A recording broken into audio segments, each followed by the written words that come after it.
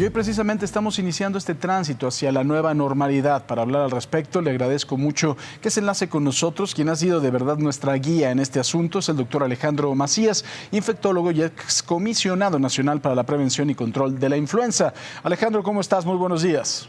Bien, Francisco, buenos días. Gusto estar con tu auditorio. Te agradezco que tomes esta llamada. ¿Cómo nos ves? Sin duda hay todavía 31 de 32 entidades que siguen en semáforo rojo, pero yo cada día empiezo a ver más gente en la calle y, como dirían los clásicos, tengo miedo. Sí, mira, todavía no estamos para hablar de fechas, literalmente, pues vamos para arriba. No me preocupa tanto la gente en la calle. La gente en la calle difícilmente se contagia, Francisco. O sea, esto necesita tiempo, pero espacios cerrados sobre todo. Lo que preocupa son los espacios cerrados. El transporte público, un vagón del metro, varias personas en el mismo vehículo. Eso es más peligroso. Oye, ahora, como tú lo estás hablando también, el transporte público es muy importante, lo hemos visto. Acabo de presentar una nota de una persona que al parecer tenía dificultades para respirar y lo fueron sacando del metro. Y vimos alguna adecuación también del propio metro, en donde va a haber ya un poco más de distancia, como si estuvieras llegando a un aeropuerto. ¿Y tú crees que esto va a funcionar? Porque ahorita andamos más o menos como en un 30% del aforo del metro. Pero cuando esto ya sea el metro de todos los días, pues creo que lo que tenemos también es que acostumbrarnos, ¿no?, a salir de casa con mucha más anticipación. Sí, mira, es evidente que en la medida que se incremente el transporte público, sobre todo, porque hay dos lugares donde te ganas el virus. En casa, cuando alguien entra, por eso siempre la casa tiene que estar bien ventiladita. Esto se va al aire y lo respiras. Además de la higiene de manos, lo que se ha dicho, no tocarse ojo, nariz, boca.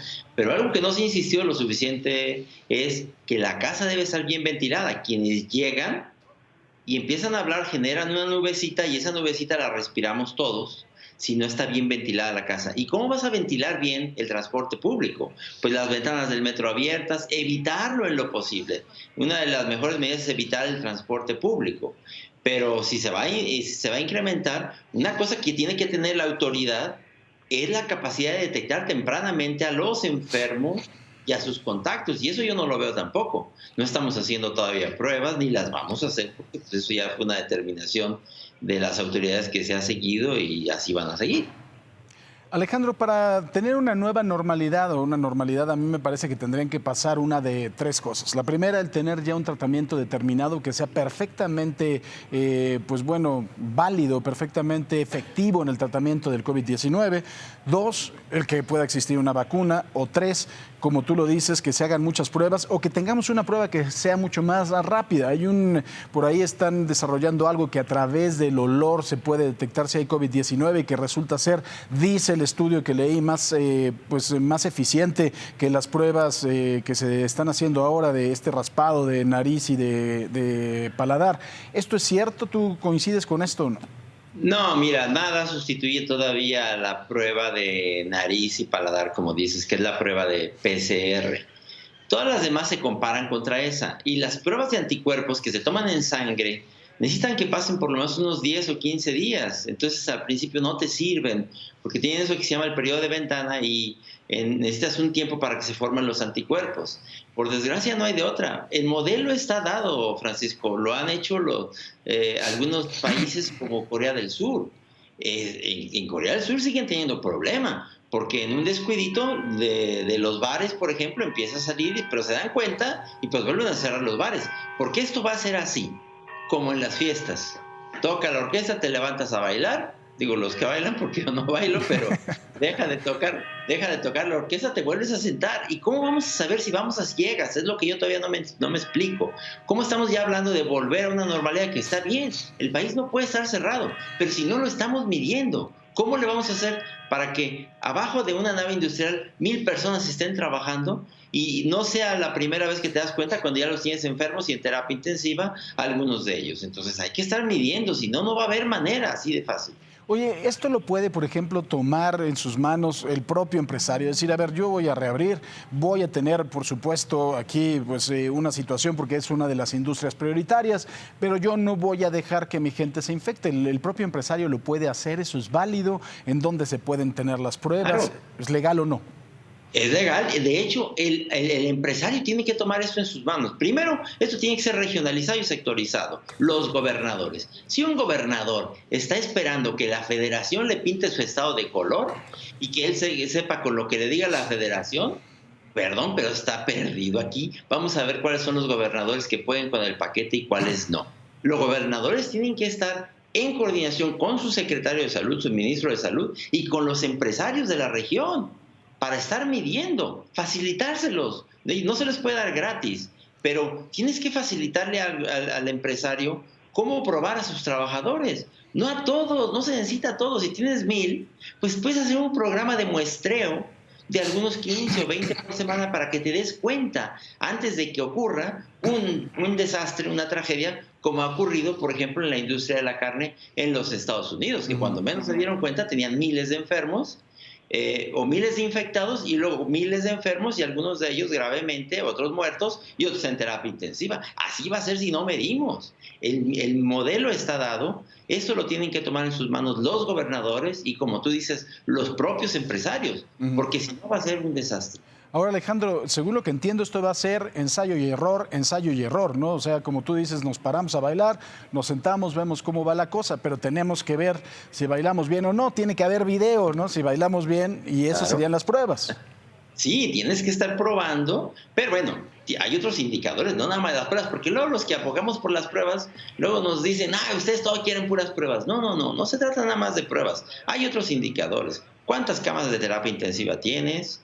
¿Cuántas camas están ocupadas? ¿Cuánta de la gente que está asistiendo a los hospitales o a los servicios médicos acude por problemas médicos? ¿Qué proporción de ellos tienen el virus? Esos son muestreos, porque cuando te digan, a ver, ya puedes volver a trabajar, la verdad no te están diciendo que ya se resolvió el problema, porque ese problema, como bien dices, mientras no haya vacuna, no se va a resolver. Lo que te están diciendo es, mira, ya hay una cama para ti en terapia intensiva por si te enfermas. Es básicamente lo que te están diciendo. Y eso lo tiene que estar midiendo el gobernador, su secretario de salud, sus presidentes municipales, porque tú no puedes pintar todo un estado de un color, eso es absurdo. O sea, yo vivo, por ejemplo, en Guanajuato, no me digan que todo está en rojo o todo está en verde. No, el estado es muy diverso, sus regiones son muy diversas, sus sectores son muy diversos, el educativo, el cultural, el industrial, el comercial, el de servicios. No puedes pintar todo un estado de un color, eso es absolutamente absurdo y no va a funcionar. Va a ser como las llamadas a misa, pues va a ir el que quiera y el que no. Eso va a ser un semáforo absolutamente inútil, para llamarlo de otra manera. Alejandro, yo quiero que la gente le quede muy claro que en este momento tenemos que seguir con las mismas medidas, o sea, la higiene casi pues obsesiva de las manos, lavar las manos, no tocar las zonas húmedas de la cara y además ahora si vamos a recibir en esta nueva normalidad gente en la casa, como tú bien dices, que esté ventilada para que estas gotúsculas se puedan dispersar de forma inmediata antes de contagiarnos, ¿no? Así es, higiene de manos otra vez, eviten las aglomeraciones, pero sobre todo eviten espacios cerrados. Usen su mascarilla, no se toquen ojos, nariz o boca. En casa, los que vuelvan.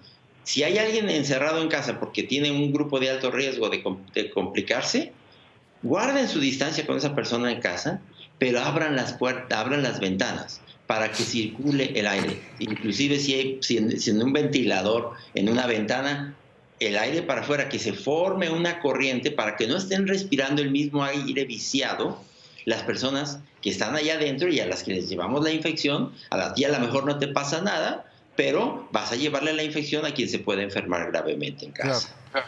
Alejandro, finalmente, nada más, el asunto de las cifras, ¿cómo las ves? Ya estamos por llegar casi a los 10,000 muertos, estamos ya cerca de los 100,000 contagiados. ¿Cómo ves las cifras? Mira, son una subestimación, Francisco. Yo no digo que sea a propósito. Si bien sabemos que por ejemplo, la vigilancia sentinela que se hace, pues va a detectar a muy pocos. Entonces, 10,000, pues no, si en México ya somos 127 millones de habitantes y ya se infectó el 1 o 2%, pues ya tenemos 1,5 millones, 2 o más millones de personas infectadas. Que ahora no lo saben muchas, ¿no? No son tampoco muchas, porque cuando pase la primera oleada, pues deberá haberse infectado, ojalá ya por lo menos el 10% para que tengas alguna inmunidad de rebaño. Pero yo creo que no va a ser arriba del 10%. Fíjate, este virus es capaz de crear grandes destrozos, un caos, con infectar a menos del 10% de la población. Quiere decir que cuando pase la primera ola todavía nos faltan 100 millones de mexicanos. Entonces, hay que acostumbrarnos a vivir con eso y lo vamos a tener que estar midiendo y vamos a tener que volver de manera muy racional, con mucho cuidado y sabiendo que eso llegó para quedarse y que si en efecto queremos abrir la economía lo tenemos que hacer, pero tenemos que ser más inteligentes que el virus. No le podemos poner agendas al virus. El virus tiene su propia agenda. No le interesa si queremos volver a trabajar o queremos ir al cine. Él tiene su propia agenda y tenemos que ser más inteligentes que él. Pues Alejandro Macías, como siempre, te agradezco mucho que has sido de verdad nuestra guía durante toda esta pandemia. Te agradecemos mucho los consejos, los conceptos y tu conocimiento. Gracias, querido Alejandro. Que te vaya muy bien. Gusto estar con tu auditorio, Francisco. Igualmente, el doctor Alejandro Macías, infectólogo, excomisionado de lucha en contra de la H1N1, por supuesto, la influenza H1N1.